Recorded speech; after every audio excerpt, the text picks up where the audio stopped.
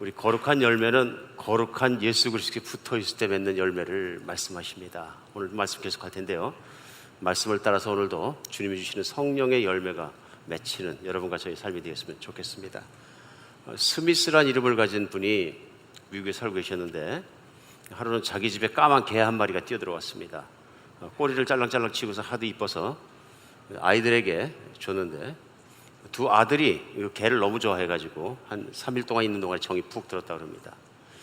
3일 뒤에 신문을 보니까 동네에서 알만한 이름을 가진 사람이 까만 개를 찾고 있는 걸 알게 됐습니다.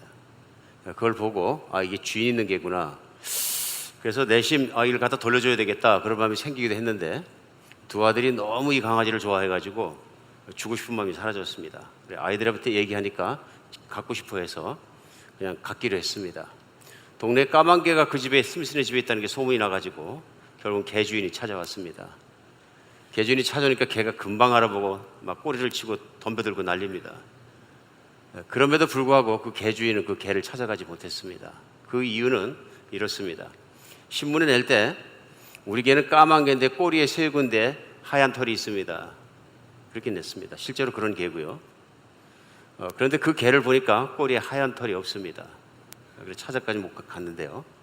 사연이 뭐냐 하면은 개를 지키려고 마음먹은 스미스가 그 아들 보고 붙잡으라 그러고 아들과 함께 꼬리에 있는 하얀 털을 다 뽑아냈습니다. 그래서 결국은 개를 지켰습니다. 문제는 그 두 아들이 컸습니다. 장성에서 어떤 사람들이 됐는가 하면은 미국 전국이 들썩들썩할 알만한 두 아들 다 악당이 되어가지고 제 명에 살지를 못했습니다. 자기 명에 살지 못하고 세상을 떠났습니다. 아버지보다 먼저 죽게 됐는데요. 그 아버지가 나중에 한 말이 그것입니다. 스미스의 말이 내가 개를 얻는 순간에 두 아들을 잃어버렸다. 참 한이 맺힌 거죠. 자기가 아들 앞에서 정직하게 살지 못하니까 나의 악한 열매가 우리 자식에게 맺혔다는 생각을 하는 것 같습니다. 인생은 열매를 맺습니다. 인생은 반드시 우리 삶의 열매를 맺게 되어 있습니다. 우리 하나님의 소원은 우리가 참 좋은 열매를 그냥 맺는 정도가 아니라 풍성하게 맺는 것입니다. 많이 맺는 것입니다. 우리 지난주 말씀에 요한복음 15장 1절로 4절까지 말씀 속에서 하나님께서 우리가 열매를 맺게 하려 하셔서 깨끗하게 하신다. 뿐만 아니라 예수님께 붙어있는 가지가 깨끗한 가지이다. 뿐만 아니라 그 가지도 깨끗하게 하신다. 하나님이 원하시는 열매가 따로 있습니다. 그냥 아무 열매가 아니고요. 사람에게 맺히는 열매 중에서 거룩한 열매를 기대하신다는 걸 우리는 알 수 있습니다. 여러 가지 아무 일이나 하고 산다고 해서 그 일이 열매 맺는 건 아니고요. 또 그 열매가 하나님 보시기에 기쁜 열매도 아니고요. 거룩한 열매에 대해서 우리 지난주에 같이 나누었습니다. 내 욕심만을 따라서 인생을 평생 산다 그러면 욕심으로 말미암아 탐욕스러운 욕심의 열매를 맺게 될 것입니다. 그러나 그리스도 예수께 붙어서 주님을 따라 살면 주님과 같은 거룩한 열매를 맺게 된다. 오늘은 말씀이 계속됩니다. 그래서 5절에서 8절까지 말씀인데 5절에 나는 포도나무여 너희는 가지라 내가 그 안에 거하면 그가 내 안에 내가 그 안에 거하면 사람이 열매를 많이 맺나니 나를 떠나서는 너희가 아무것도 할 수 없습니다. 열매를 맺는 가장 기본적인 방법에 대해서 설명하십니다. 열매를 많이 맺기 위해서는 그가 내 안에 있고 내가 그 안에 있어야 한다. 연합에 대해서 말씀하십니다. 관계에 대해서 말씀하십니다. 그가 내 안에 있고 내가 그 안에 거하면 사람은 열매를 많이 맺는다. 그러나 사람이 내 안에 거하지 않으면 열매 맺지 않는 가지처럼 잘라져서 마르고 밖에 던져지는데 결국은 사람들이 그걸 갖다가 불에다가 던져서 사른다. 마지막 날에 심판 뒤에 다가오는 지옥이나 이런 것에 대해서도 예수님께서 염두에 두고 하시는 말씀이죠. 사람들이 그 한 행위와 그 결과에 대해서 심판을 받게 되는데 욕망을 따라 더러운 인생을 살게 되면 결국은 잘라진 가지가 되고 지옥불에 들어갈 수밖에 없다 하는 말씀을 하신 것으로 믿으십니다. 그러나 너희가 나를 믿고 내 안에 거하면 좋은 열매를 맺게 된다. 그러시면 7절에 너희가 내 안에 거하고 내 말이 너희 안에 거하면 무엇이든지 원하는 대로 구하라. 그리하면 이루리라 하고 말씀하십니다. 마지막 절에 너희가 열매를 많이 맺으면 내 아버지께서 영광을 받으실 것이요 너희는 내 제자가 되리라. 예수님의 참 제자, 하나님의 참 자녀가 어떤 모습이냐 하면 예수님이 말씀하신 대로 하나님이 원하시는 열매를 많이 맺으면 맺을수록 하나님께서 기뻐하시는 하나님의 영광을 드리는 예수의 참 제자가 된다. 오늘 설명입니다. 오늘 한번 정리를 해보겠습니다. 제일 먼저 예수님께서 열매를 많이 맺고 하나님을 기쁘시게 하는 열매를 맺는 삶을 살기 위해서는 예수님을 믿는 믿음이 있어야 된다고 말씀하시는 걸 볼 수 있습니다. 왜냐하면 반복해서 하시는 말씀이 너희는 내 안에 거하라입니다. 거한다는 것은 한 번 믿고 그만두는 것이 아니라 계속 예수님과 함께 사는 것을 말합니다. 내 안에 거하라. 나는 포도나무에 너희는 가지니 그가 내 안에 내가 그 안에 거하면 그는 열매를 많이 맺는다. 결국 관계에 대해서 말씀하십니다. 믿음은 예수님을 나의 주인으로 받아들이는 것입니다. 믿음은 예수님이 하나님의 아들이시며 이 땅에 오신 구원자인 것을 받아들이는 것입니다. 믿음은 하나님께서 세상의 모든 것과 나를 지으셨고 하나님이 내 안에 오셔서 함께 사시면서 나를 함께 영원히 사는 자리로 데려가시기 원한다는 것을 아는 것입니다. 믿음은 하나님을 의지하고 하나님을 바라보고 살 때 내가 가장 좋은 인생을 살 수 있다는 것을 믿는 것입니다. 이 믿음의 주체, 핵심, 대상이 누구냐면 예수님입니다. 그래서 성경 요한복음 1장 12절은 이렇게 말씀하십니다. 영접하는 자, 곧 그 이름을 믿는 자들에게는 하나님의 자녀가 되는 권세를 주셨다.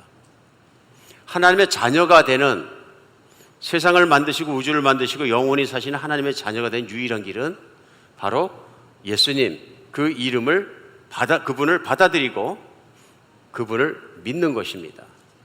어떻게 믿느냐? 그분이 주인이 되시고 나는 그분에게 붙은 사람이 되는 것입니다. 그래서 하나님께서 나를 자녀 삼으신 유일한 길은 예수님의 믿는 길인 것을 다시 한번 생각나게 합니다. 오늘 말씀은 열매를 맺기 위해서는 예수님께 붙어 있어야 되는데, 거해야 되는데, 예수님을 주님으로 믿고 주님께 붙어 있는 것뿐만 아니라 말씀에 대한 지속적인 순종에 대해서 말씀하십니다. 두 번째는 계속 예수님 안에 거한다는 얘기는 지속적으로 예수님 말씀을 순종한다는 것을 말씀하시는 걸 알 수 있다. 왜냐하면 7절에요. 너희가 내 안에 거하고 내 말이 너희 안에 거하면 무엇이든지 원하는 대로 구하라. 그리하면 이루리라 하고 말씀하십니다. 너희가 나를 믿고 내 안에 거하는 거죠. 나를 구원자와 주인으로 믿고 내 안에 믿음으로 거하라. 그러면 내 말이 너희 안에 거할 것이다 하는 거죠. 예수님의 말씀이 너희 안에 거하게 하라 하고 말씀하시는 걸 볼 수 있습니다. 그래서 너희가 믿음으로 내 안에 있고 또 내 말이 너희 안에 있을 때는 무엇이든지 원하는 대로 구하라. 그러면 다 이루어질 것이다 말씀하십니다. 오늘 기가 막힌 말씀하시는 겁니다. 무슨 말씀이냐면 약속입니다. 너희가 나를 믿고 나를 주님으로 믿고 붙잡고 또 내 말이 너희 안에 있게 되면 내 마음속에 원하는 건 뭐든지 다 하나님께 구하면 반드시 이루어진다. 이런 말씀 믿으십니까? 이제 이게 오늘 본문 말씀인데요. 오늘 저는 이거라고 생각합니다. 마지막 세 번째는 뭐냐 하면요, 예수님을 믿는 믿음 있어야 열매 맺힌다. 두 번째는 그 말씀이 안에 있어야 돼서 순종해야 한다. 세 번째, 우리가 분명히 해야 될 것은 구해야 된다는 걸 예수님 강조하시는 걸 또 볼 수 있습니다. 예수님의 뜻을 따라 구하는 것이 얼마나 중요한지를 오늘 말씀 가운데 저희가 깨닫게 합니다. 누구나 열매 맺기 원하지만 하나님 보시기에 좋은 열매가 우리에게도 좋은 열매다. 하나님은 소원이 있는데 하나님이 원하시는 열매가 우리의 삶 속에 주렁주렁 매달리기를 원하신다. 그런데 우리는 이 말씀 속에서 구체적으로 어떤 열매인가 그것을 생각하기가 쉽지 않습니다. 그렇죠? 개념적이고 막연하게 들릴 수도 있을 것 같습니다. 그러나 제자들은 이 열매가 무엇인지 분명히 알았습니다. 이 열매는 예수 그리스도를 조차 맺히는 열매입니다. 그러므로 이것은 이 세상에서 볼 수 없었던 거룩한 열매이고 신령한 열매이고 인간을 영광스럽게 하는 것이고 또 그런 행위의 열매이고 성품의 열매이고 인생 전체에 맺다는 열매를 하는 것입니다. 그는 어떤 사람의 삶 전체를 총통 틀어서 누구라도 보면은 느낄 수 있는 신령한 열매다 하는 것을 우리는 알 수 있습니다. 그래서 예수님을 믿는 사람마다 인생에 다른 열매를 맺는데 참 누가 봐도 부럽고 영광스럽고 기뻐할 수밖에 없는 열매를 맺게 된다 하는 것을 알 수 있습니다. 오늘 이 말씀 속에서 우리가 알 수 있는 것은 예수님을 믿고 그 말씀이 항상 안에 있어야 한다. 그리고 그런 상태가 되었을 때 하나님께 내 마음속에 있는 소원과 필요와 모든 것을 하나님께 구해야 한다 하는 것을 알 수 있습니다. 오늘 예수님께서는 무엇이든지 구하라 하고 말씀하십니다. 오늘 15장 말씀 나누는데요, 한 장 넘어가 16장에서는요 그냥 확실하게 말씀하십니다. 그러면서 16장 가면 뭐라고 말씀하시냐면요, 이제는 그냥 구하는 게 아니라 자신하고 구하라는 말씀을 하십니다. 그래서 16장 23절로 24절에는요, 그날에는 너희가 아무것도 내게 묻지 아니하리라. 내가 진실로 진실로 너희에게 이르노니 너희가 무엇이든지 아버지께 구하는 것을 내 이름으로 주시리라. 지금까지는 너희가 내 이름으로 아무것도 구하지 아니하였으나 구하라. 그리하면 받으리니 너희 기쁨이 충만하리라. 오늘 말씀이 어떤 면에서는 샌드위치 같습니다. 어떤 면에서 샌드위치 같으냐면요, 15장이기 때문에 14장과 16장 사이에 샌드위치 같습니다. 그렇죠? 가운데에 있는 거죠. 그런데 오늘 말씀을 중심으로 생각해 볼 때 14장 요한복음은 예수님이 무엇을 말씀하셨냐면, 이제 3년 반 동안 제자들과 함께 계셨는데 이제는 사역을 마치고 십자가에 죽으시고 부활하시고 승천하실 시간이 다가왔습니다. 제자들에게 내가 너희를 떠날 시간이 다가왔도다 하고 말씀하십니다. 제자들 불안하고 제자들 두려워할 때 두려워하지 말라 그러시면서 내가 떠나는 것이 너희들에게 유익하다 그러십니다. 그 이유를 설명하면서 내가 가면 아버지께 구하고 아버지가 너희에게 성령님을 보내주실 텐데 그 보혜사 성령님이 오셔서 그는 위로자시라, 그는 컴포트시라, 그는 진리의 영이신데 너희를 위로하시고 너희 안에 함께 사시며 너희에게 진리를 깨닫게 하고 나를 생각나게 하고 그분은 나의 영이다 말씀하십니다. 가르치시는 겁니다. 내가 떠나는 것이 아니라 성령이 오시면 성령은 나의 영인데 너희 속 안에 계시면서 너희를 떠나지 않고 너희 안에 내가 살도록 나를 구현시켜 줄 것을 말씀입니다. 그러니까 그날에는 내가 너희 안에 너희가 내 안에 있는 걸 너희가 알 것이다. 무슨 얘기냐면 그날은 성령님이 오시게 되면 너희가 성령을 받은 것과 성령을 받았기 때문에 내가 내 안에 사는 것을 확신하게 될 것이다. 그래서 오늘 16장 다시 넘어가면 14장에서 성령님이 가르치시고 열매 많이 맺는 삶에 대해서 15장 말씀하시고 16장 가서 다시 성령님에 대해서 말씀하십니다. 성령님에 대한 설명을 쫙 하고 나서 그 중에 한 가지가 바로 16장 23절 24절인 거죠. 그날에는 성령이 오시는 날에는 너희가 성령을 받게 되면은 너희가 아무것도 내게 다시는 묻지 않을 것이다. 진실로 진실로 너희에게 이르노니 너희가 무엇이든지 아버지께 구하는 것을 내 이름으로 주실 것이다. 지금까지는 너희가 내 이름으로 아무것도 구하지 아니었으나 구하면 너희가 반드시 받을 것이다 하고 말씀하는 것입니다. 오늘 말씀 속에서 우리 알 수 있는 것이 있습니다. 뭐냐면 성령 받으면 확신하게 된다. 믿음의 확신이 무엇이냐면 예수 그리스도께서 내 안에 계시다는 믿음의 확신을 갖게 된다. 그렇죠? 이게 성령 받은 사람의 모습, 구원받은 사람의 모습, 하나님과의 관계가 화목하게 된 사람의 모습이거든요. 근데 그날 곧 그렇게 확신을 가진 사람마다 하는 일이 있는데 그것이 뭐냐면 예수를 믿음 안에 거할 뿐만 아니라 이제는 성령의 소원을 따라서 기도할 수 있게 된다는 거예요. 기도할 수 있게 된다. 근데 자기 마음대로 기도하는 것이 아니라 어떻게 기도하는 겁니까? 예수 그리스도가 나의 주인이 되었기 때문에 예수 그리스도가 주인 되신 것만큼 그분의 말씀을 사모하고 그분의 말씀을 이해하고 말씀 속에서 기도하게 된다. 그 말씀은 뭐냐면요, 무엇이든지 원하는 대로 구하라 그리하면 이루리라 하는 오늘 본문 7절 말씀이 그냥 내가 필요한 거 다 구하고 내가 소원하는 것도 구하고 그 얘기야 이렇게 문제적으로 해석하게 되면 그 앞에 있는 말씀이 의미가 없어지게 됩니다. 예수님은 조건을 붙이셨어요. 뭐냐면 너희가 내 안에 거하고 내 말이 너희 안에 거하면 무엇이든지 원하는 대로 구하라. 여기 앞에 있는 거 뭐냐면요, 너희가 전적으로 내 사람이 되었을 때, 또 내가 내 안에서 왕이 되었을 때, 이런 말씀이죠. 그리고 내 말이 내 마음에서 왕자를 차지하고 있을 때, 내가 세상에서 나의 말을 가장 소중하고 가장 귀한 것으로 여기고 그 말씀을 따라 살기 원하는 소원이 있을 때, 또 그런 믿음이 있을 때 그 마음으로 무엇이든지 원하는 대로 구하라는 얘기입니다. 이해가십니까? 성령 안에서 구하라, 성령 안에서 기도하라, 성령 안에서 하라는 그런 모든 말씀이 사도 바울의 서신 속에 반복해서 나옵니다. 성령 안에서 구한다는 얘기는 예수 그리스도가 왕 되시고 다스리고 그 말씀 안에서 구하라는 얘기죠.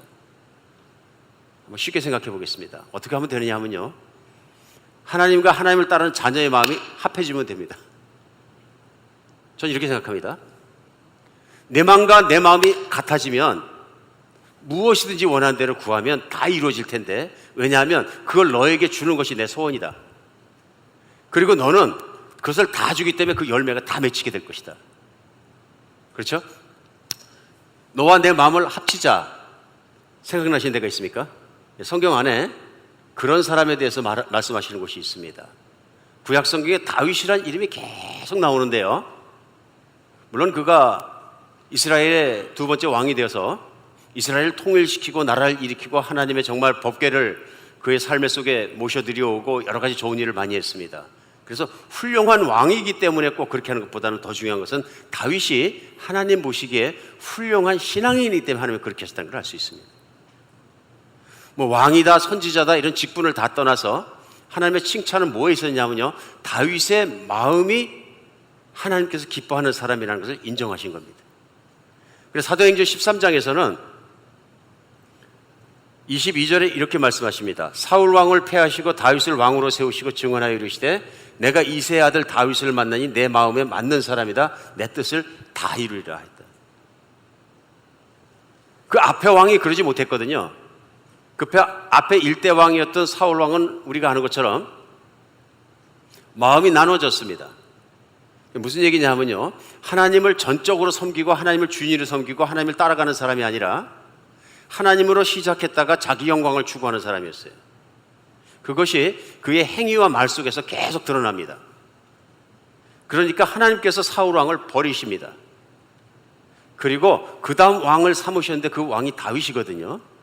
다윗을 왕으로 삼고 보니까 하나님 보시기에 이는 마음이 딱 합한 자다 이렇게 표현하십니다. 최고의 칭찬입니다. 그래서 신약 성경은 제일 처음에 마태복음 1장 1장 신약 첫 절을 열면서 이렇게 합니다. 아브라함과 다윗의 우선 예수의 세계라, 그리스도의 세계라 이렇게 열어갑니다. 거기에 아브라함 믿음의 첫 번째 사람, 두 번째 다윗이 꼭 나옵니다.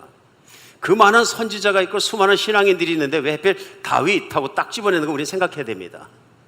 하나님이 다윗이라는 사람을 얼마나 기뻐하시고 얼마나 모범적인 신앙인으로 생각하시면 그 다음에 오시는 구원자 하나님의 아들 예수 그리스도를 후손으로 보내는데 조금도 부끄럽게 생각하지 않으셨습니다.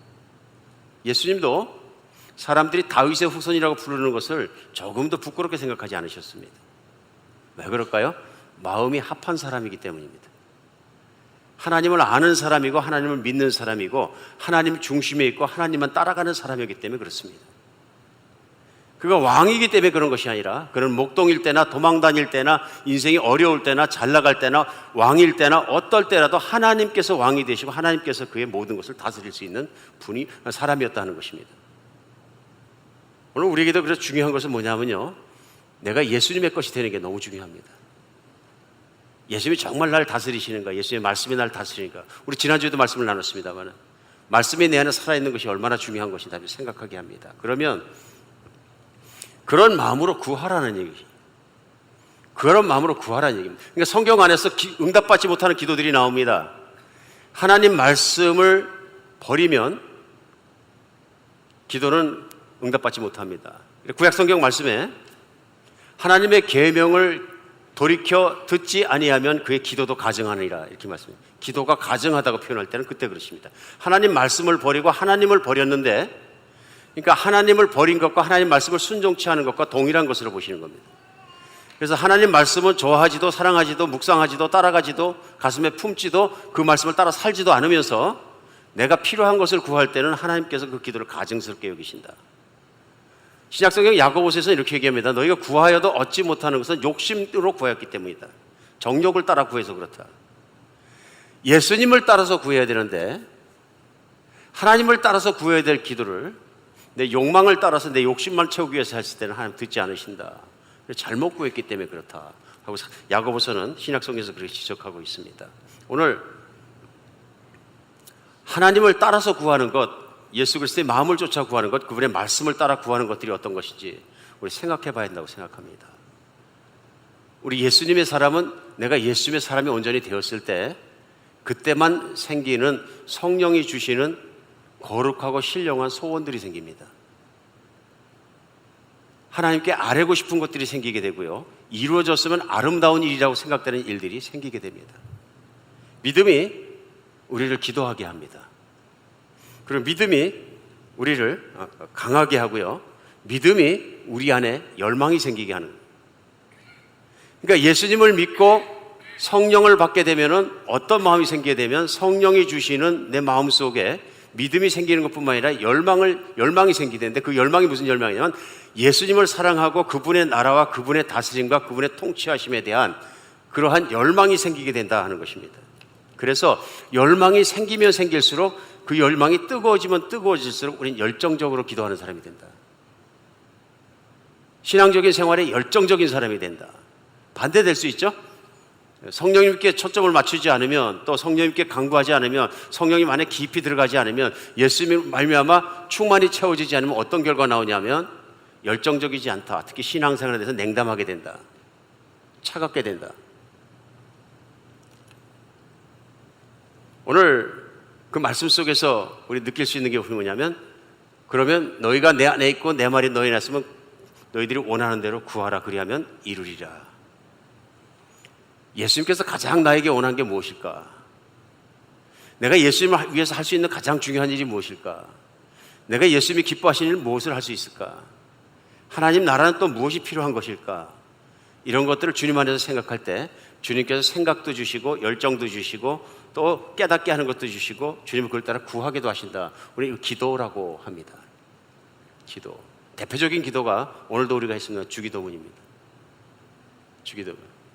기도를 가르쳐 주세요. 우리가 주기도문을 가르쳐 주신 거죠. 하나님 나라를 구하라. 그분의 이름이 높아지시는 것을 구하라. 그분의 뜻이 이루어지는 것을 위해서 기도하라. 그리고 매일매일 일용할 양식을 주도록 기도하고 내 안에 용서할 수 있는 능력이 생길 수 있도록 기도하라. 그렇죠? 용서를 안 하면 사람이 잔인한 사람이나 혹은 악한 사람조차 될 수도 있는데, 너희가 용서하고 용서할 수 있을 때 너희는 선한 열매를 맺게 된다. 악에 빠지지 않기 위해서 기도하고 너희가 거룩해지기 위해서 기도하라. 이것이 기도대로 열매를 맺으면 다 이루겠다 그러시니까 열매 맺으면 어떻게 돼요? 거룩한 열매, 좋은 열매, 하나님의 나라의 열매들이 주렁주렁 맺히게 된다. 말씀하시는 것을 볼 수 있습니다. 어떻게 생각하면 어렵습니다만은 또 쉽게 생각하면 쉽습니다. 왜냐하면 하나님께서 내 안에 들어오시면 말씀을 사랑하게 됩니다. 예수님을 사랑하기 때문에 그분의 말씀을 궁금하고 사랑하게 됩니다. 그분의 말씀을 사랑하면 기도하게 됩니다. 이 연관관계거든요. 무슨 얘기냐면 그분의 말씀을 읽다 보니까 깨달음이 오겠죠? 아, 예수님은 사람들에게 악한 말을 하지 않기를 원하시는구나. 그렇겠죠? 형제를 비판하거나 교만해지지 말고 형제에 대해서 악한 말을 하지 말라. 그럼 어떡합니까? 예수님을 사랑하기 때문에 우리 안에 깨달음이 옵니다. 깨달음이 오니까 어떻게 되느냐 하면요, 형제를 비판하지 말라 그러셨고 형제를 비방하지 말라 그러셨고 악한 말 하지 말라 그러셨으니까 하지 말아야 되겠다. 그러면 결심하는 거죠. 안 해야 되겠습니다. 그러고 나서 보니까 3일 지나가서 보니까 또 비방하고 교만해지고 또 원망하고 심지어는 가십하는 내 자신의 모습을 보게 된 겁니다. 그럼 어떻게 됩니까? 절망하죠. 그럼 우리가 할 수 있는 일은 뭡니까? 기도하는 거죠. 하나님, 제가 해봤는데 잘 안 됩니다. 하나님, 어떻게 하면 좋겠습니까? 이게 뭡니까? 기도죠. 하나님, 저를 도와주시옵소서. 그래서 제가 착한 말이나 남을 세우는 말이나 격려하는 말이나 세상에서 빗댄 말이 할 수 있도록 도와주시고, 우리 다른 사람들을 정말 비판하거나 비난하거나 욕하거나 험담하거나 이 모든 어두운 말들을 안 하게 도와주시옵소서. 성경에 분명히 나와 있거든요. 세상을 쫓아 들어온 마귀를 쫓아 어둠의 입을 통해서 할 수 있는 말들과 하늘을 쫓아 내려온 예수 그리스도를 쫓아내는 신령한 말들이 따로 구분돼서 성경을 읽다 보면 다 나오거든요. 그럼 성경을 읽다 나오니까 그 말씀을 쫓아 살아갈 수 있는 능력이 내 안에 없기 때문에 우리가 할 수 있는 길이 열린 게 뭐냐면 예수 그리스도를 붙잡고 기도하는 거죠. 맞습니까? 구체적인 기도가 되는 겁니다. 하나님, 도와주셔서 예수님께서 나 성령으로 충만케 하시고 제 마음과 입술을 좀 붙들어 주시옵고 나쁜 얘기하지 않게 해주시옵고 교만한 얘기하지 않게 하시고 비판하지 않게 하시었고 겸손하게 하시었고 남에게 덕을 세우는 말이나 격려하는 말이나 빗댄 말이나 그 사람을 세울 수 있는 말들을 할 수 있도록 내 입을 좀 주장해 주십시오. 효과가 있을까요? 효과가 있는 거죠. 어디 말에 대한 것만 그러겠습니까? 성경을 말씀이 내 안에 있고 예수님 말씀대로 너희가 내 안에 거해서 나를 주님으로 믿고 내 말이 너희 안에 거할 때는 무엇이든지 믿고 구하라. 그리하면 이루어질 것이다. 이제는 내 힘으로 안 된다는 건 애당초에 알았습니다. 주님이 내 안에 오신 이유도 주님이 이루어 주시는 거니까 기도하고 말씀 받고 그럴 때 주님께서 이루어 주신다 하는 내용이죠. 정말 그런 것 같습니다. 믿음이 기도를 강하게 하고요. 열망이 깊어질수록 기도도 열정적으로 될 뿐만 아니라 기도는 행위를 지배합니다. 말씀이 있기 때문에 깨달으니까 기도하고 기도하기 때문에 그렇게 행하게 되는 거죠. 이제는 말만 그런 것이 아니라 말 조심하겠습니다. 그럼 평생에 험담하거나 그러는 것이 내 재미로 하였고 그렇게 살아왔던 사람도 예수님을 만났기 때문에 행위가 달라지기 시작하는 거죠. 이 행위가 자꾸 반복되면 반복될수록 무엇이 됩니까? 성품이 되는 거죠. 성품이 되는 거죠. 근데 기도는 행위를 지배하고 행위는 성품을 지배합니다. 근데 기도하지 않는데 성품이 달라질 리가 없는 거죠. 왜냐하면 기도함으로 말미암아 성령의 능력과 하나님의 능력이 내게 들어와서 과거에는 내게 가능치도 않았던 일을 하나님이 가능케 하셔서 거룩하지 않았던 사람을, 신령하지 않은 사람을 바꿔주시는 것이 하나님의 능력이거든요. 오늘 말씀 앞에 살아가는 것뿐만 아니라 말씀을 붙잡고 기도하는 여러분과 제가 되었으면 좋겠습니다. 말씀을 또 이렇게 묵상하고 읽고 붙잡다 보면은 내가 세상을 살아가면서 하나님 나라가 이 땅 가운데 임하는 것이 얼마나 중요한지를 깨닫게 됩니다. 무슨 얘기냐면요, 말씀 속에서 내가 살고 있는 이 시대를 어떻게 해석하고 파악해야 될 것인가가 성경에 나타나 있는 진리들과 과거와 현재와 약속의 미래들을 바라볼 수 있는 눈을 열어주십니다. 그러면서 지구 위에 인류가 살아가고 있지만 과거와 현재와 미래를 관할하고 열어가고 이끌어 가시는 분이 하나님이시라는 걸 믿게 되는 거죠. 성경은요, 세계관이 엄청 넓습니다. 그렇죠? 성경은 읽으면 성경적 세계관을 갖게 되는데 그건 하나님의 눈을 통해 보는 세계관입니다. 그러니까 우리가 세상에서 배운 것 가지고 세상에 있는 과거와 현재와 미래와 모든 일들을 파악하려고 그러면 세상적인 세계관 보는 눈을 갖게 되는데 성경을 읽게 되면 그런 세계관을 갖게 되는 거죠. 그러니까 그런 세계관을 갖게 될 때는 그런 세계관에 따라서 소원이 생깁니다. 미래에 대한 희망이 생기고요. 그래서 그런 희망에 따라서 열망이 생기고 열망에 따라서 기도하게 되는 거죠. 지난 수요일 날 저에게 세 번째나 오시게 된 이용래 권사님이 찬양 인도를 또 해주셨어요. 그러니까 보통은 찬양 이렇게 뭐 집회를 하고 사역하러 오셔도 한 번이면 족한데 이분 유난히 세 번을 오셨는데도 제가 참 좋습니다 하고 선뜻 자리를 내어주셨어요. 이유가 있습니다. 그만큼 진실하게 자기 삶을 나눠주세요. 또 찬양도 진실해요. 왜냐하면 되게 찬양하는 사역자들은 한국에서도 그렇고 미국에서도 그렇고 되게 젊습니다.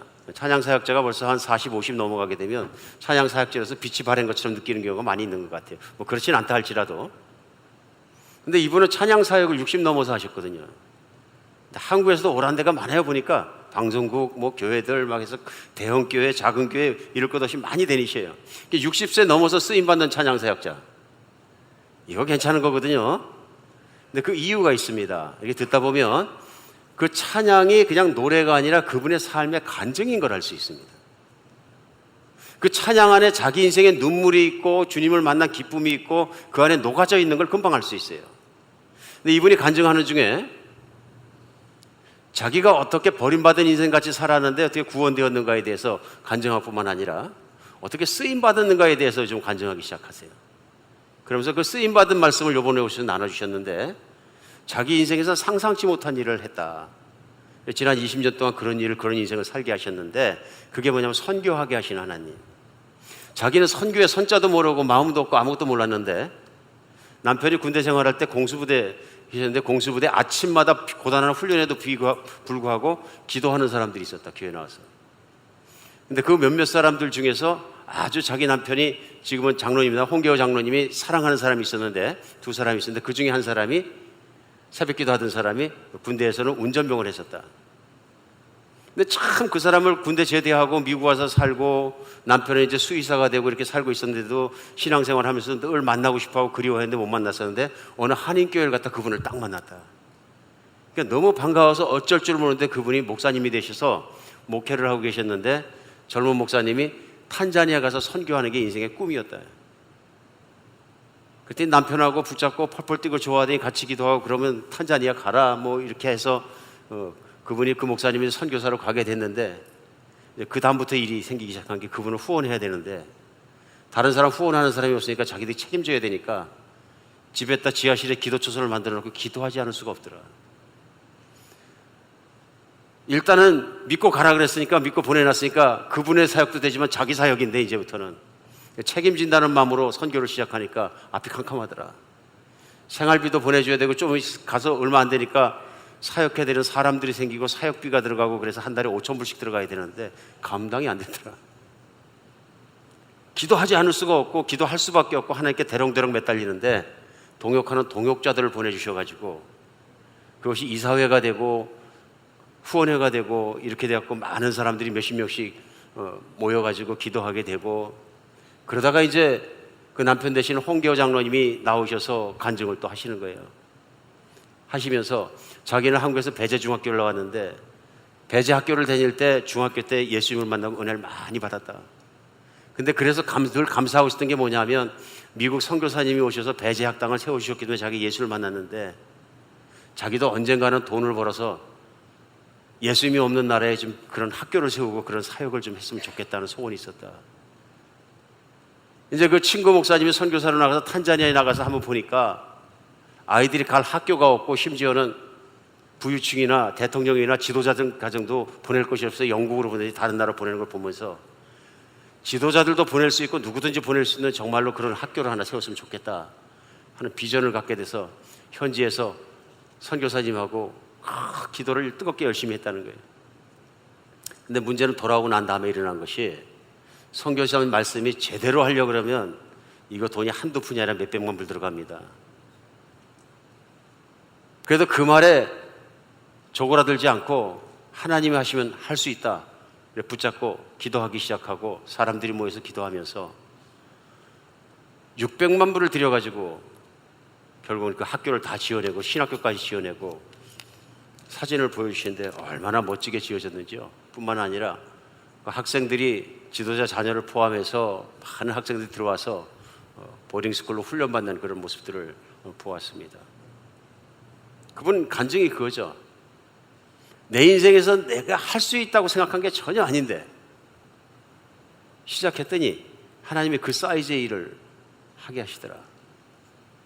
자기가 수의사로 일하지만은 아무리 그래도 동물병원에 돈을 벌어도 그렇게까지는 할 수가 없는데 11조 드리고 선교부로 또 10의 2조 드리고 뭐 그래봤자 11조 교회로 드리고 또 10의 2조 또 드려도 다른 10%를 드려도 한 달에 5,000불을 못 채워서 절절 맺는데 이제는 학교까지 지어야 되는 몇백만 불의 부담을 안고 보니까 이거는 정말 할 수가 없는 일이더라.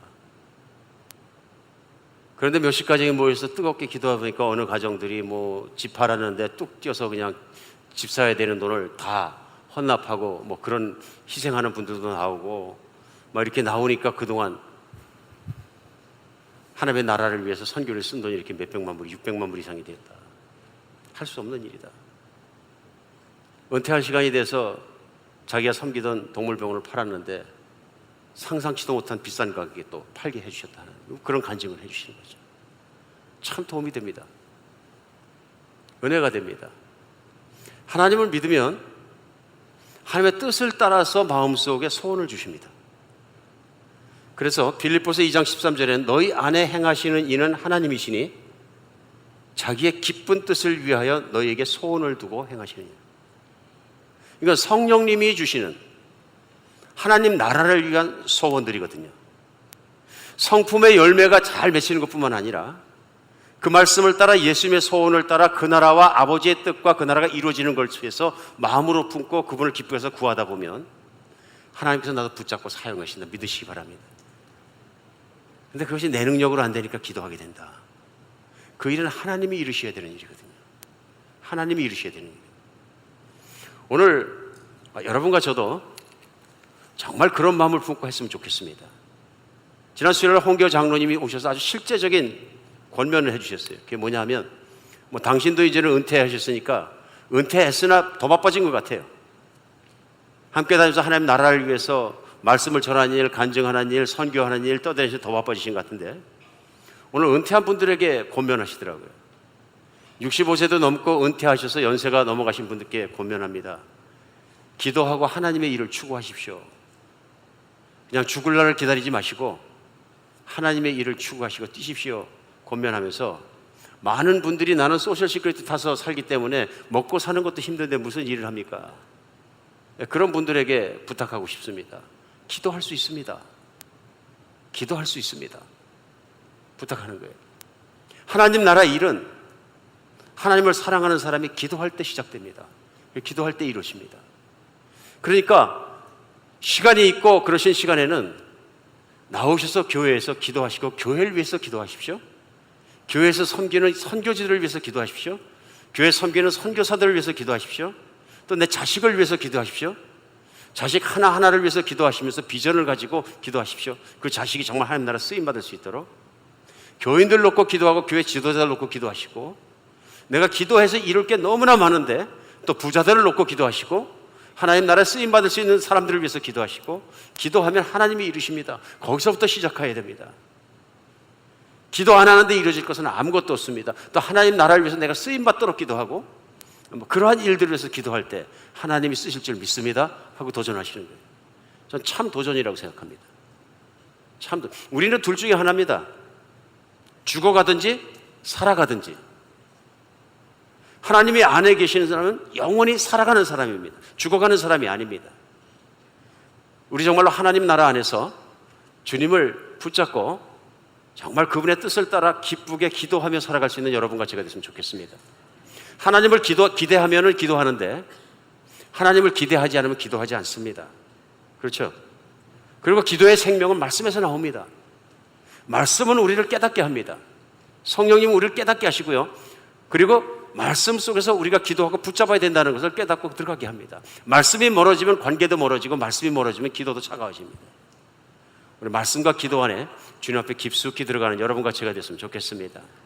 우리 죽어가는 것이 아니라 더욱더 커져가는 것이고 살아가는 것입니다. 그래서 기도가 활력이 얻는 것, 여러분과 제가 되었으면 좋겠습니다. 기도하십시오. 성령 충만을 위해서 기도하십시다. 또 기도를 위해서 기도하십시다. 내가 하나님께 맥히지 않고 끝까지 기도할 수 있도록. 우리 기도 중에 한 가지 문제는 뭐냐면요, 5분만 하면 더 이상 기도할 것이 없다는 것입니다. 기도는 관계이기 때문에 시간 정해놓고 하는 건 아닌 것 같습니다. 시도 때도 없이 하나님과 대화하는 것입니다. 왜냐하면 오늘 주님 말씀대로 내가 내 안에 있고 내가 내 안에 있으면, 또 내 말이 내 안에 있으면 무엇이든지 원하는 대로 구하라. 내가 예수님을 주님으로 믿으면 내가 주님 안에 있는 건 확실합니다. 내가 주님을 사랑하면 또 주님께서 내 안에 감동을 주시면 하나님이 내 안에 계신 것도 확실합니다. 이제 남은 것은 그 주님 붙잡고 그 주님과 대화하고 그 주님이 주신 소원대로 구하는 것입니다. 우리가 그래서 생각과 마음을 주님을 향해 열고 뿐만 아니라 입을 열어서 주님께 늘 기도하는 여러분과 제가 되었으면 좋겠습니다. 기도가 열려야 삶이 열리고, 말씀 안에서 기도가 열려야 성품도 바뀝니다. 기도가 열려야 행위도 달라지고요, 행위가 반복돼서 성품이 달라집니다. 우리 주님 안에서 기도가 열리는 주일이 됐으면 좋겠습니다. 기도하겠습니다.